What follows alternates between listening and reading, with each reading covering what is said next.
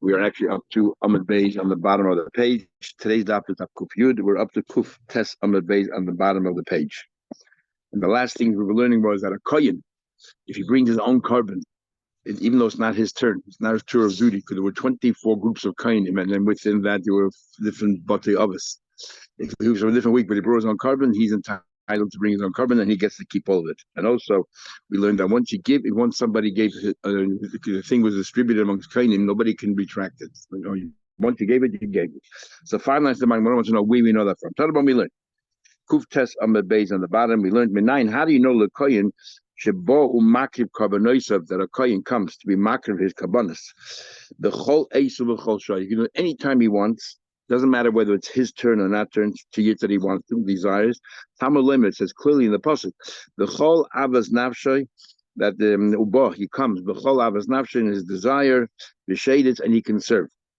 Okay, how do we know how do we know that if he brought his own carbon, he doesn't have to distribute amongst all the other kohenim? For Yisrael, brought a carbon has to be distributed amongst everybody. How do you know just because the kohen brought it, he doesn't have to distribute it?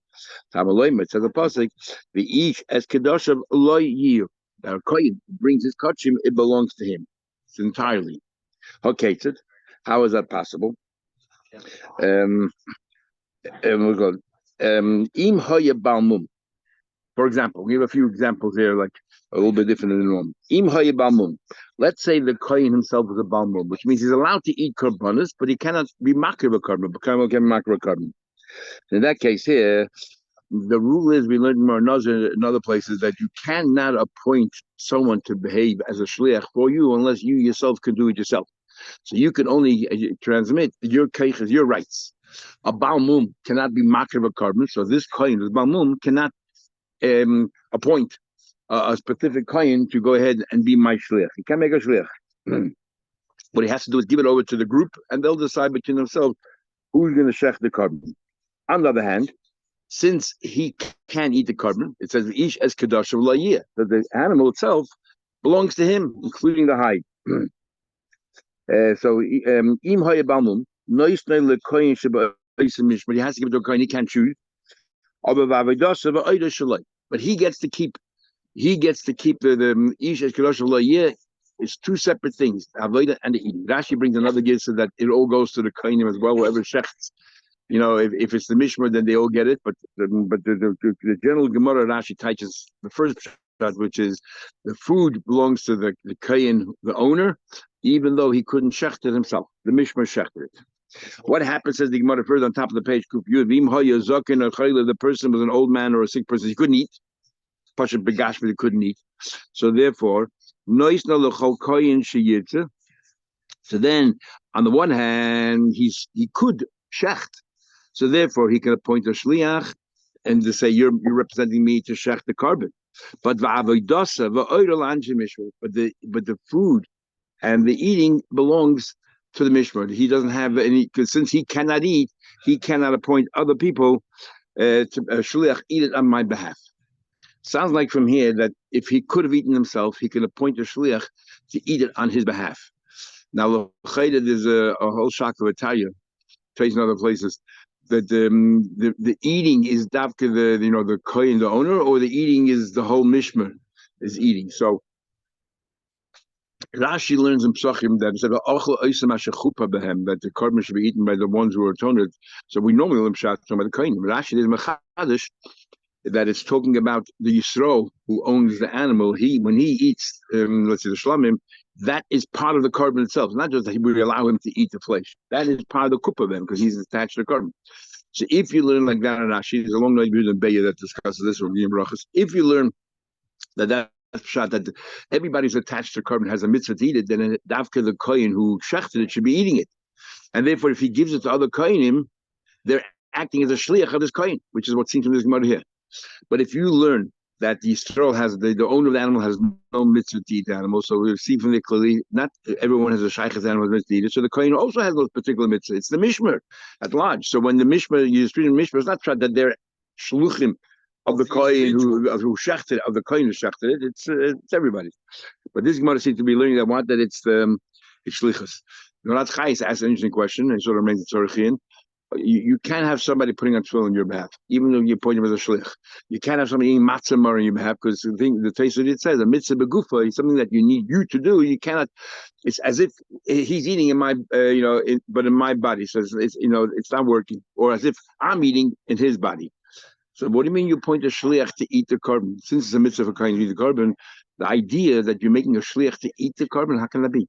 If it's my mitzvah, if the kohen is shech, it's his mitzvah to eat the carbon, how can he point a shliach? But the Gemara is saying here that if this person, this kohen, is too old, so he cannot eat, so therefore he cannot appoint shluchim to eat on his behalf. Look at Rashi here. It's like the part of his kapara is that the kohen has to eat. Exactly. But if which kohen? Is it the whole mishmer, or from this mud here, it seems the kohen who shechted it. But Pashas, I'll tell you that there's a machlek. Tosfos says in many places that it's on the mishmer. But here, Rashi says the kibun de lechazi lachila. Rashi, since this kohen cannot eat, an old man, loy meshavish lechila. He cannot appoint shluchim to eat it. So it's clear that the other kohenim are merely a shliach. So that he remains the problem. Let's continue. This old man, what are you talking about? If he's shaykh to shech, then if he's shaykh to shech, so he shaykh to shech, shouldn't he be getting everything? Everything should belong to him. If he can do the avodah, then he can do everything. He can shech, then he can eat. So we see clearly from here that eating is considered part of the avodah, because eating is a mitzvah, kupa behem. If he cannot do avodah, if he cannot do avodah, how can he appoint a shliach? Right? If he cannot do avodah, then if you can't do it yourself, how can you appoint somebody else? Papa said, so this is how we learn. He can do everything b'shas al chak. So when it comes to avodah, the fact that he can do, if he really strains himself, he can do it. So therefore, he can appoint it. He's shaykh to it. He can appoint shluchim. He's she can appoint a shlich as well. Now, he can also eat if he forces himself. He's an old man and sick, but he can force himself. But achila de chak is not considered eating. If you're forcing yourself to eat, it's no different than eating when you're totally full, because you're not enjoying it. It's no enjoyment. And eating it in that state is not considered eating. So therefore, you're not shaykh to the eating part. Achila gas is not called eating, so therefore you cannot appoint anybody else. The Tosfos already asks here that achila gasa. Sometimes we say, Rishlaki says, for example, that if you ate on Yom Kippur achila gasa, you're not over for eating, because that's called eating. If your mom is full and it's ekelhaftik, it's repugnant to sit and eat, then it's not called eating. Yet we had Yomar Nazir that Rabbi Yechanan said that Rishoyim Yechoshel Behem Tzadikim Yechelbam Rishoyim Yechoshel Behem. So he says here that Tzadikim. It's talking about Korban Pesach. Two people eating Korban Pesach. One guy can eat a Korban Pesach, he's doing a mitzvah. But the other guy is a Rasha because Achila Gasa. Shloki says, a Rasha, okay, maybe he didn't do the mitzvah, why call him a Rasha? And that in itself was difficult to understand. If he didn't do the mitzvah, then he's a Rasha. But it's different. It's not his fault. He didn't take precautions in that. Shleiv is not Gasa. But the next thing you eat, but Shleiv is not. Many times you're full, but you have big eyes and you continue eating. That's exactly right. I always said that if they wanted you bring down the price for a wedding, give the dessert first. You'll see that people have no time. Number one, there's no time anymore to eat. Anyway, getting back here. So, so Tosfos said that it's sort of. So there, Reish is clearly that. And so what's going on? Achila gas is considered. He says not a Russian, as if it is considered eating. So Tosfos says that three different answers. One answer is that achila gasa is you didn't do your mitzvah. One shot is achila gasa is not doing the mitzvah. Another Tosfos basically says that two levels of achila gasa. One achila gasa you mamish full, but you can eat a little bit more. Another achila gasa you just can't put another morsel of food. I don't know if it ever happened to you guys that you ate so much of the thing that you cannot put another morsel into your mouth. That's true also. That's very, very true. So there you cannot eat another morsel. So that is achila gasa that we're talking about here. We're saying that's not because eating at all. Okay, and then Tosfos another pshat there over there. Marnaz talking about you ate it with a kavana to be full, and that's what he means in achila gasa. That's why it's not so bad like over here. Okay, back to the Gemara. So that's what we're talking about. You can shut, but you cannot eat. Achila gasa called eating. What happens if the person was a kohen, tame? So he himself couldn't shech, right? But if it's a korban tzibur, if this kohen was involved in a korban tzibur, let's say he's part of the mishpah, and if the lot fell on him that he has to bring the korban tzibur. Now we know by tzibur, korban tzibur is there's no tumah. The tzibur had a machlekes whether tumah hutra or tumah tchuya. Rav Sheshes holds that tumah is middle tchuya. Tchuya means that if you can get a toy to do it, do it. Tumah hutra means we don't care who does it. So according to Rav Sheshes, who holds that it's only the tchuya, so there's like this: Imay kohen tumah bekorban tzibur, no yisna lechomesh yitz. He can give it since he could be makriv because the korban tzibur allowed to be makriv. Therefore, he can make a shliach because he can do it himself. However, a korban tumah you makriv, but you don't eat it. So, but since he cannot eat it, he gives it to the people in the mishpah. The obvious question is, if they're all tamei, remember, Rav Sheshes holds tumah d'chuya, which means if there be one person tired, he would be makriv it. So it must be they're all tamei. All tamei, who's eating it?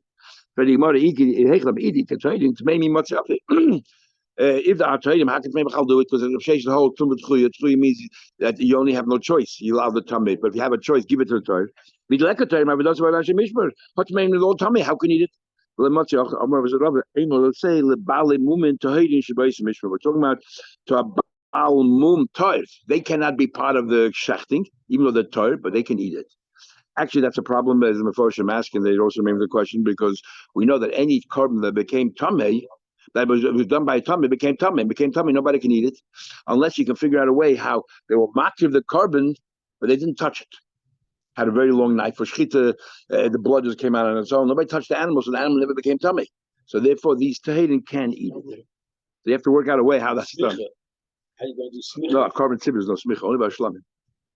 Amar Basha says, "Im haya kohen gadol oinen, any kohen oinen can eat a korban. But if it's a kohen gadol, we know that kohen gadol is still makir. So he doesn't lose his kedusha. He's still makir of the korban. No, he's still the chol kohen shiyat. Since he can do it again, since he can appoint a shliach to do it, and the avodah and the thing goes to the anshe mishmar. But he could because he cannot eat it. Mike Mashlam, what's the chiddush? Didn't we learn kohen gadol makir and nevein oichel? It says clearly that he can be makir and eat. So obviously he can make a shliach for that, not for this. The einu chaylik lechel, and not only that, he cannot. Aninas Mahatoid is over by night. It's only the day of the day. Actually, we must train, but only at night. We're learning here good raya to those who train him whole at night.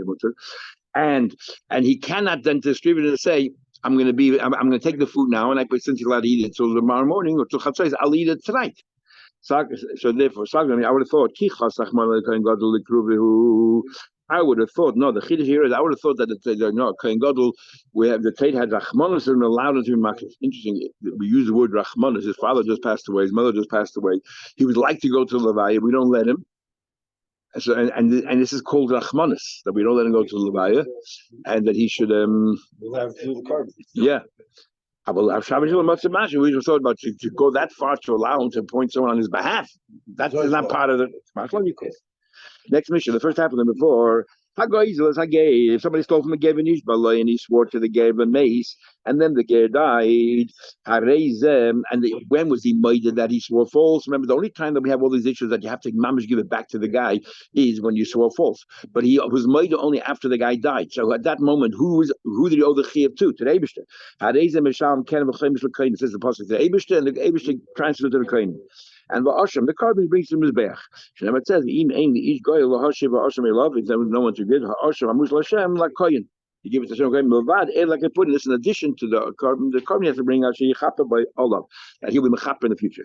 Let's say he was going towards the mace. Let's say he was bringing the money and to the Kohen in the base of David, and he died on the way. Now he no longer needs a kapara, and we know a carbon once the owner dies, no kapara. Who to give the money to now, since he didn't give it to Kohen yet, and he died, no longer needs a kapara. Give it back to the children because he was a Yiddish. The only reason why he was going to the Shlaim is to have that kapara, the H to get that kapara. But over here, what do you do with the carbon? Let it wander about until it gets a mum. You give it to the double of the gas. Nosan hakesel anshe mishpat, but once he gave it to the people of the Kohanim, and then he died, the Yoshi can't say, "Hey, give us back the money." Ain't the Yoshi the Yoshi can't say, "Give us back our money." It says, once he gave the Kohen, he cannot be an Indian giver. Now, new thing now, Nosan hakesel, there were different 24 groups of Kohanim. The first group in the roster was Yehoyariv.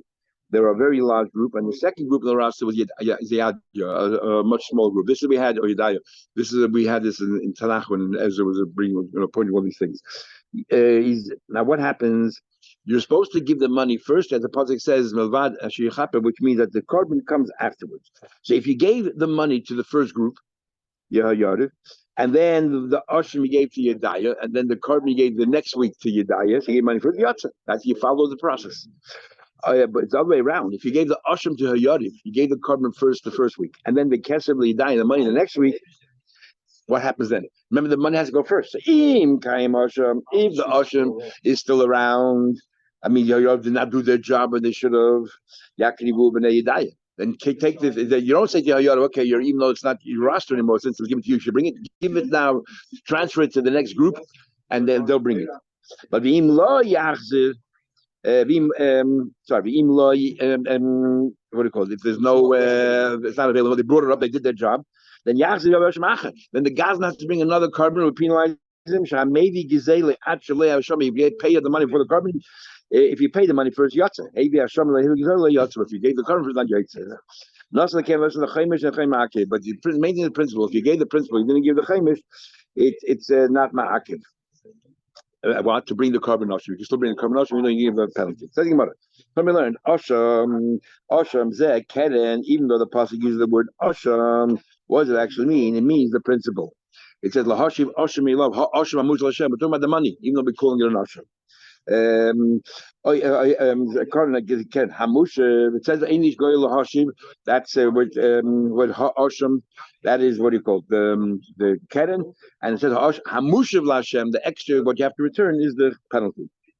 Or maybe asham normally means the carbon. Maybe it means the carbon should go first. You decide money goes first. Maybe the carbon goes first. Well, it might have to mean to exclude Rava. Rava says if you stole from the gate and you return it at night, what's the problem? You return it. You know why? Because we give it the status of a carbon. Of course, the Torah calls an asham can only be brought during the day. The hashava that you should have a kapara can only be done by day. No, only by shavua. Only by a shavua where you need to return it. Only by a shavua. If let's say, but that was not yotze. My time of asham kayrachman has a din of a carbon. You show him when it says Mukbad Ela Kippur. How do I know Asham is money? It says later on, this is in addition to Ela Kippurim. So what's Asham referring to? Asham Zekeren. That's the principle. Tanidach Asham Zekeren. Hamush of the Chaimish. The Mush of Chaimish. Asham. Or maybe when it says Asham in the pasuk that if you swore false and you have to now do kapara. Maybe when it says Asham. Maybe Asham is referring to money because it says separate carbon, but I know it's the principle. Maybe it's the penalty. And what's the point of that? Why call it Asham? Why call the penalty an Asham a carbon? Lafukim must listen. Now we learn not some lays a canon of chaimish. It says at the end of the Mishnah, if he gave the principle, he did not give the chaimish. The penalty is not a big deal, and you can bring your carbon. Maybe chaimish ma'akiv. Maybe the pasuk trying to tell you that the first thing you have to do is give the penalty, and then you bring the carbon. When it says there's another passage where it says you should return the ashamay baroishay. Baroishay means the principle, the head. The chamishisa, and then you give the penalty. Baroishay, that's the first and foremost is the principle. Okay. Tanita, another third price. Asham zekeren. Asham means principle. Hamush is a chaimish. Uvi gezel hager hakosim medabed, and it's talking about gezel hager. What do you mean? This is what the process is. Maybe we're not talking about Gezla, we're talking about with a shuvah. Maybe we're talking about Stam Gzela, and talking about repaying the kefil. We're talking about stealing from the gate, but you have to pay kefil. I know we're talking about the penalty of a fifth. Maybe it's the. It says later on you have to pay a penalty of a fifth. We're talking about over here the principle, not paying any double because you don't do both double and the penalty. It says Bereisha means just the principle, the head, whatever you took, and the only thing you pay afterwards is chamishisa. So we know there's no kefil involved, even though you stole from a gate, and because there's two parts here. You stole, and there's a shua. So we would have thought maybe you have to pay kefil for the stealing part, and the shua. But when we learned yesterday, 2 days ago, that you don't pay two payments for the one event. So therefore, you pay the principal and you pay the fifth. Is there any extra knas because it's a ger? Because the Torah gives us like a three tzibuyim about the gate is only that you give to the kohen. You know, as a normal person, you give to his family members if he dies. Yeah, and by gate, there's no deal. In terms of knas, nothing, same thing. It's only La Hashem La Kohen to teach you that part. But what do you do when the gate has no family? You think you can keep it? No, you still need to do something to have a children. Taking about it further. Goof for 4 lines about it. Mama says Rava. That this has a din of a carbon. So if you stole from a gate and you return at night, you're halfway. My time of why take close to the carbon. If you stole from a gate, if it does not have a value, remember you have to give it back to all the kohenim of the group. Let's say you have 100 kohenim working there, it has to be worth 100 prutas. Then you have to supplement it. Let's say you only sold something worth 50 prutas, there's 100 people there. You're going to have to, from your own pocket, add another 50 so you can give it to all the kohenim to be to fulfill your thing. Maybe that's the reason to bring it to the week of Yedaya. That's right, exactly. That's what I was going to ask. My time to see ha'osham hamushav achi ha'shav l'chol kohen v'kohen. So this is a big penalty now that you have to pay each kohen the value of a pruta. What happened? The following question: let's say that the week that you're coming to the base of Midrash is the week of Yariv, and there's 300 kohenim working there, right? But you only have 100, which is the equal to Yedaya, which is next week. So ein boile mishmeres Yariv. You don't have enough for the mishmeres, the group of Yariv, but you do have for the mishmeres of Yedaya. Now, what's the din over here? What's the question? Hey, what's the question? If you came the next week in the week of Yedaya, you gave it to Yedaya, what's the shaila? Then he's paid. Every coin received, what's the shaila? Like you gave them a week early, because that's when you're in Yerushalayim, you have to go home.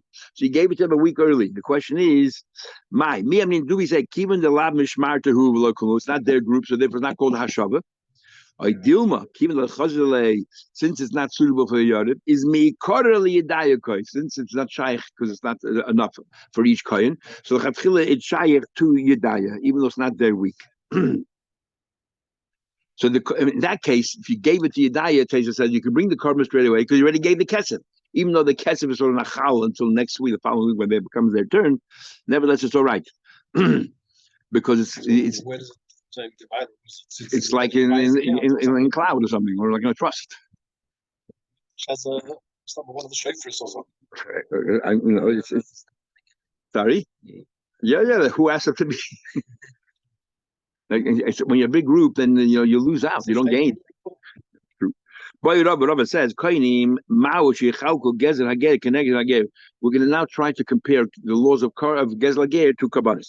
By a carbon, we know that a kohen cannot swap. It's billig. It cheapens. It's degrading to or insulting or even sacrilegious. If I say, you know what, I'll take this entire mincha and you take that entire mincha. No, every carbon has to be distributed amongst all the kohen in that group. Remember, they're small groups because it's in the base av of a mishmar. And and it's only males and a certain age, so therefore it's a small group, and you can't do swaps and barter. It looks more like a commercial arrangement, and we need to have a proper carbon. So what by Gezel Ger? Can we make up? You know what? This guy's bringing back Gezel Ger, and that guy seems like happen quite often. I'll take whatever is here, and you'll take whatever is there. Can't do that. Oh, maybe yes. That's the question. We say called in a carbon. You can't come. You can't swap one carbon against another. My share in this carbon, your share is ab Gezel Ger. Or we don't do the same here. What is it? It's only money. So maybe you could. How the Pasha resolved it? Asham Kai Rachman. The Torah called it Asham in every respect. It's like practically. We'll soon see. He said clearly, on my rabbi, it wasn't a question. My time, Asham Kai Rachman. It's a carbon. Boy, Rabbi had another question. Koyanim begezel hager. Okay, the Abisha took it and he gave it to the Koyanim. What's the role of Koyanim here? Are they now the Abisha made them the Yoshin? They're the ones the Abisha said, you know what? There's a ger. He has no family. You guys are his family. You're the family, so you're the Yoshin. No, it's like the 24 matanas you give to a kohen. This is a matana. This is one of the matanas. The Abisha said it's mine. I'm granting it to you as a matana. Now the chayim might have come in. What's the there's as matana or as yedish? The chilik is going to gozal chomet she'avla pesach. Let's say You stole chametz and you held it over after Pesach. Now we know Aganav can return and say Haresh Cholafanecha. We had it before. If you say the Yoshin, so the person, if you're Yodish, whatever rights he had, the Gazan had the right to give it back to the gate himself and say, hey, Haresh Cholafanecha, you're the Yodish of the gas. I'm going to give it to you guys. So they're stuck with this chametz all Pesach. We can't do much with it. And that's all they have. They'll toss it away. Hide the Yorid, Yard might it. Whatever rights the Gerd had, he passes on to these Kainim. But the Amna Mekabel Matanas of it. If you say the role of Kainim is they have no Roshaychas to the Gerd, they have Gerd Matana, they have to get a Matana value. What are you giving us? A bottle of whiskey that is useless because it's a Matana Kamachmana. And they go, okay, let me do that for about what's only this dust. That's what I was questioning. There's a long night of Yehuda that talks about if a person dies on Pesach. Is he moidish and he didn't clean his house out? He was sick, whatever it is. Do the children now yarshin all the whiskey that he was the Easter? Because Asa Bahana, if the Easter not belongs to nobody, then how can you go? But if you say it still belongs to him, is he moidish the Easter or not? I think it is. And the Yehuda wants to bring this Gemara here as a raya that we're seeing here that Yodish moidish that what he passes on to them the chametz. Right, Chol Pesach. It says clearly here. Anyway, but this is on the other hand, this is talking about after Pesach, when it's only Osam the Rabban.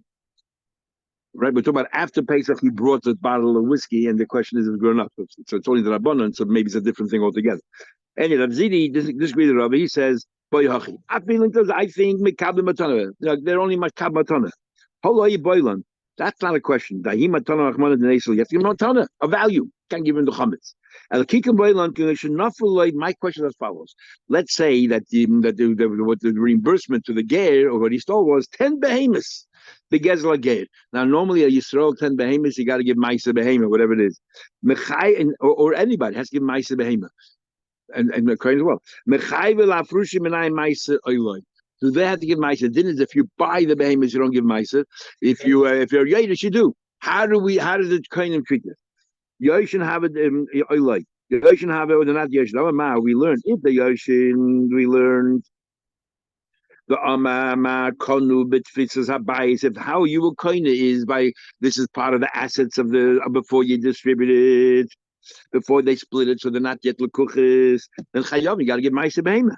But makabli matanas of it, or they're merely receiving matana, and they're buying it, and buying it, you don't have to give ma'aser behema what you bought.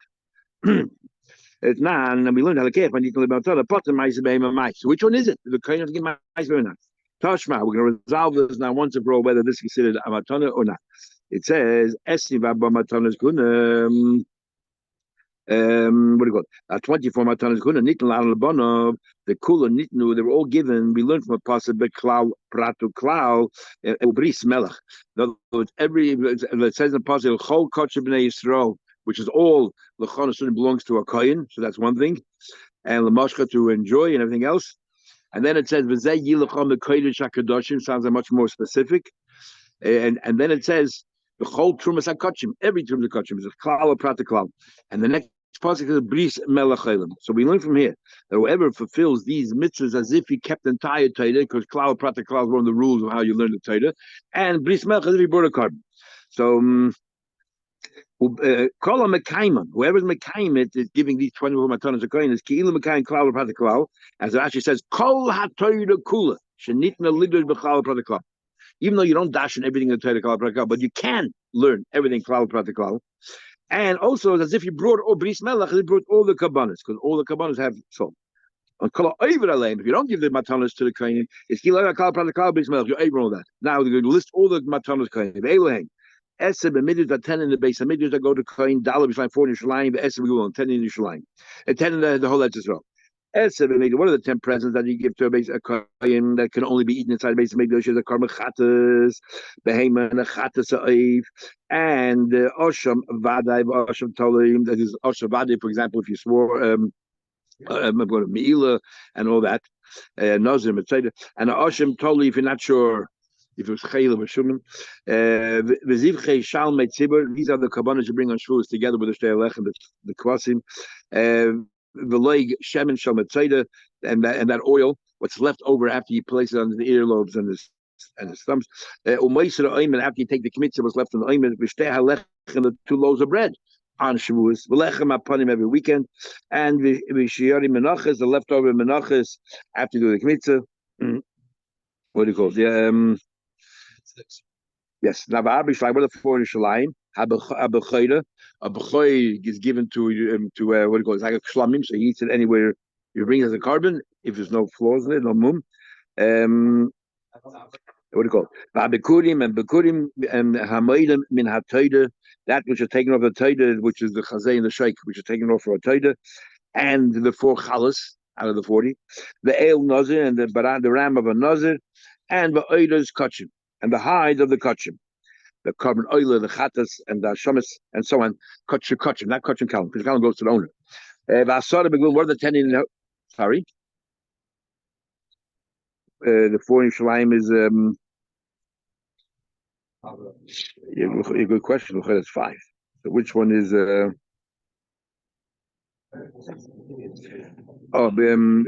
count that ale nose is counted as a title. Rashi says. Okay, good. Asada beguli. What are the 10 entire Yisrael? Trumas mice, what the Levi gives. Chala, Reishis Hagez from 5 sheep.